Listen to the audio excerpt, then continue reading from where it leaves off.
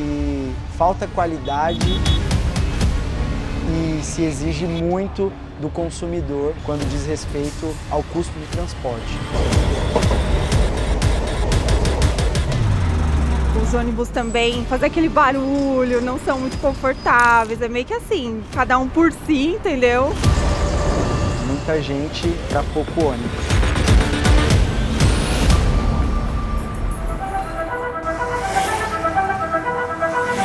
Embora as linhas de metrô tenham aumentado em alguns bairros, mas eu acho que ainda é escasso, as pessoas ainda precisam de mais linhas. E os ônibus também, sempre lotado, não passa no horário. Então eu acho que isso dificulta bastante a mobilidade das pessoas na cidade. O que a gente precisava provavelmente é de ampliação, de pensar em transporte que atende um pouco melhor principalmente as periferias e expandir a malha ferroviária, pensar em melhorias na malha rodoviária também. Eu avalio que é muita demanda, muitas pessoas, acaba não sendo um serviço de tanta excelência. Eu acho que é muito sobrecarregado, assim, os ônibus, os metrôs, e isso é ruim para o trabalhador no geral. Eu acho que o transporte público não é muito bom, pelo fato que você paga um valor X para você ir cheio, lotado, não ter um conforto. Os problemas são tantos que há quem tenha desistido de usar transporte público nas grandes cidades brasileiras. E não é pouca gente. Na região metropolitana de São Paulo, o número de pessoas que utiliza meios de locomoção individuais ultrapassou o de usuários de transportes coletivos. A troca já vinha acontecendo progressivamente, mas o isolamento social imposto durante a pandemia de Covid-19 acentuou ainda mais esta tendência. A pergunta que se faz agora é: com o número de passageiros em queda, quem é que vai pagar a conta do transporte público? Cidades na mobilidade, cidades na mobilidade.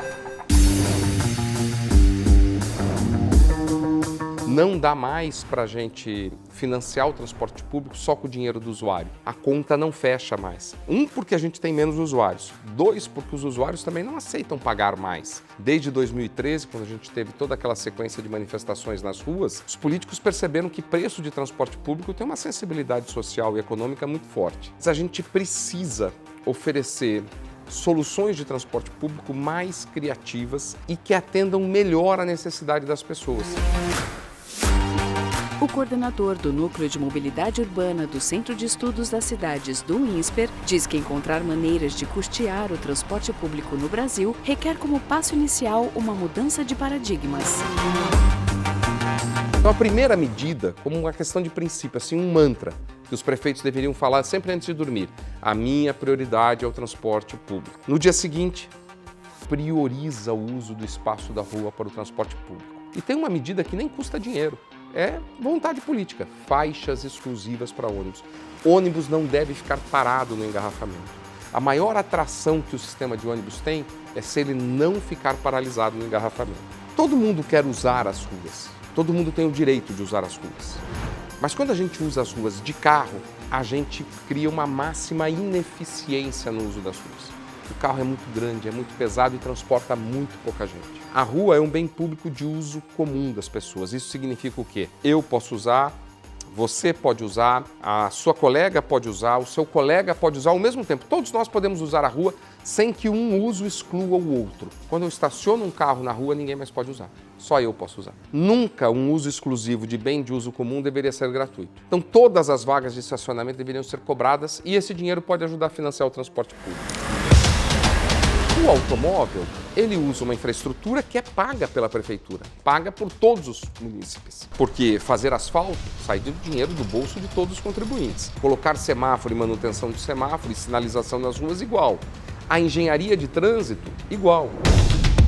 Mas o dono do automóvel não é chamado a custear essas despesas. Então veja a contradição. Quem anda de carro não é chamado a pagar a infraestrutura que usa. Quem anda de ônibus é chamado a pagar. As coisas não estão corretas do ponto de vista econômico, porque o automóvel promove externalidades negativas. Eu não ando de carro e sou prejudicado pelo uso do carro, porque tem muita poluição, muito barulho, as ruas ficam intransitáveis porque é muito carro, as pessoas morrem demais no trânsito porque tem muito carro.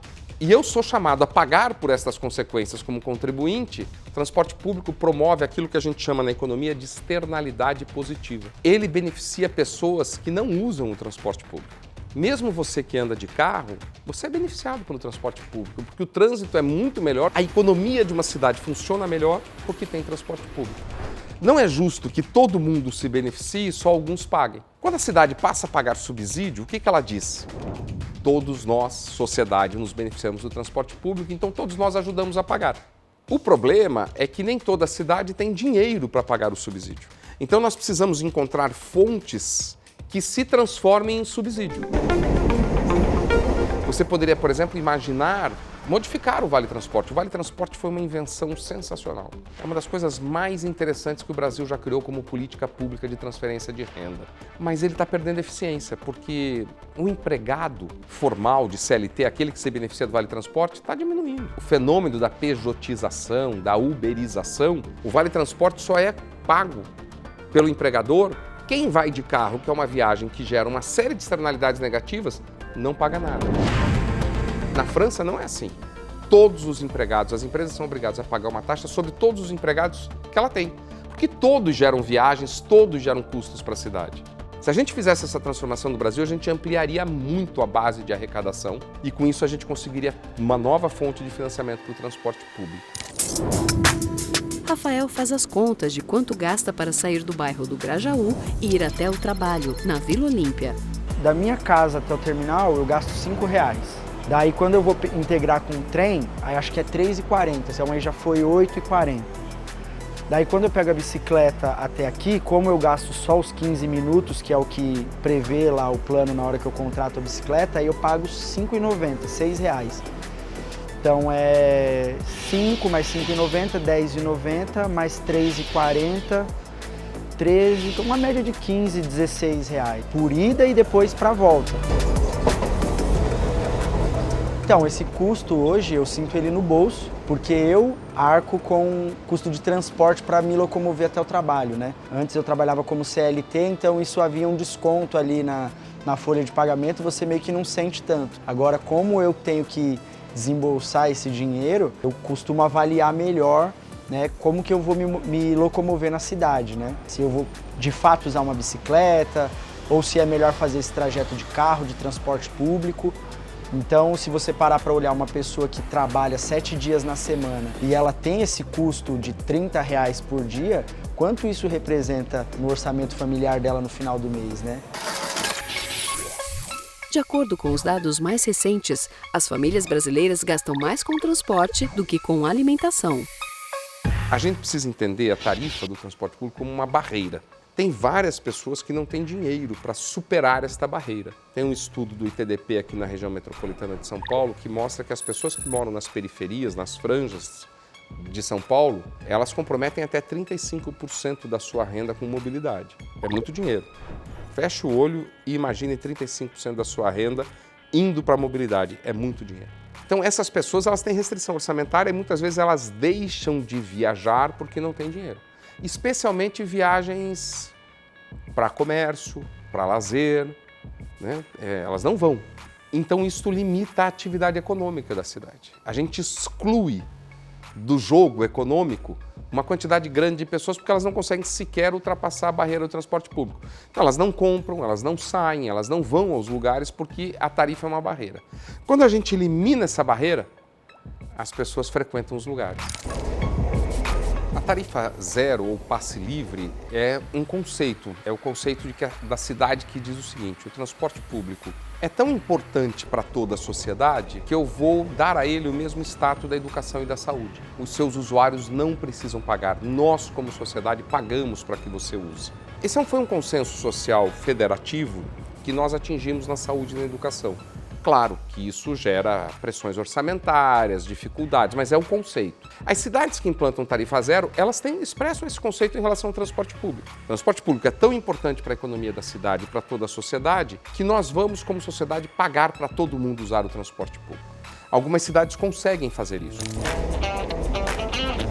Desde 2019, o número de municípios brasileiros com algum tipo de gratuidade no transporte público aumentou 7 vezes, beneficiando quase 5,5 milhões de pessoas. Neste mapa, os estados que aparecem em tons mais escuros são aqueles em que há mais cidades oferecendo tarifa zero para a população.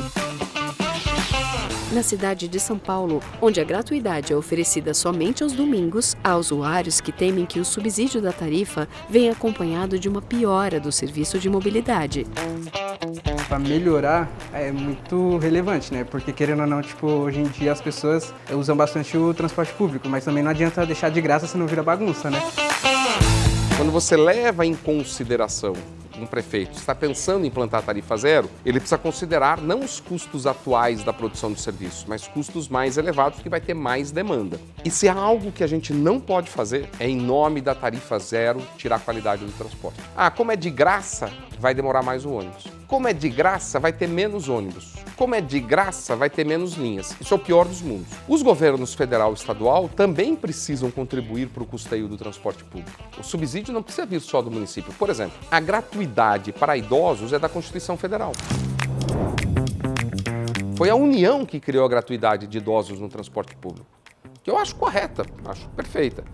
Só que você não pode criar essa gratuidade e não pagar por ela. Na imensa maioria das cidades, quem paga a gratuidade dos idosos são os usuários pagantes. Então, se a União estabeleceu que idosos não devem pagar o transporte público, a União precisa pagar por isso. Precisa vir recursos do orçamento da União para pagar. Isso ajudaria muito a financiar o transporte público. Qual é o papel da União Federal na mobilidade urbana? Não está claro. Ela passa recursos quando ela quer, ela elabora políticas, mas ela não cobra, por exemplo, os planos de mobilidade urbana. O desafio de ampliação da infraestrutura é hercúleo, né, para um país em desenvolvimento, um país que não é rico, não somos um país desenvolvido. Fazer com que esta demanda de infraestrutura aconteça vai exigir uma articulação do setor público com o setor privado. O setor público não detém os recursos suficientes para fazer a ampliação dessa infraestrutura. Nós precisamos do capital privado, nacional e internacional, para poder dar conta dos desafios da infraestrutura da mobilidade urbana. Para que a gente faça essa aliança com o capital privado, a gente vai ter que ter estruturação de projetos atraentes para o capital privado. Nós precisamos desenhar projetos que sejam rentáveis para o setor privado, mas que atendam os interesses da sociedade. Então, segurança jurídica, previsibilidade jurídica e estabilidade jurídica são elementos fundamentais. Ninguém vai colocar dinheiro num país em que as decisões jurídicas não são previsíveis, em que amanhã você pode ser surpreendido com uma mudança completa de entendimento. Acho que o Brasil vem construindo aos trancos e barrancos, mas um ambiente favorável a isso. A lei de concessões é de 1995, portanto 30 anos. A lei de PPP é de 2004, portanto 21 anos. E de lá para cá a gente vem implantando mais e mais projetos aliados ao setor privado. Então, eu sei que poderia ser melhor, mas eu gosto de ver o copo cheio, não o copo vazio.